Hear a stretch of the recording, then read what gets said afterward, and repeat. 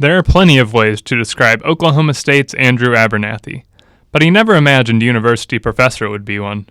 Born and raised in the college town of Starkville, Mississippi, Abernathy, or Mr. A as most of his students call him, never dreamed of being where he is now. After high school, he decided to move a couple of hours north to Oxford and go to college at Ole Miss. Coined the Velvet Ditch because people say it's so comfortable it's hard to leave, Oxford proved no different for Abernathy. He would spend the better part of the next 2 decades in the community, including working at multiple publications, whether it be the Daily Mississippian or pizza magazine PMQ.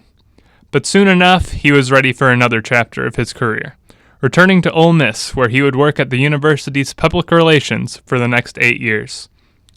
About halfway through his tenure at the university, he also began teaching at the Ole Miss School of Journalism. While he continued working in PR at Ole Miss, teaching clearly became his desired profession. Part of my time at the University of Mississippi, I was asked to come in at night and teach a class. They had this program called Integrated Marketing Communications, and it was just growing, just booming. And quite frankly, they needed people to come in and teach. So I was the guy who would come in the evenings and teach, the 5 o'clock copywriting class.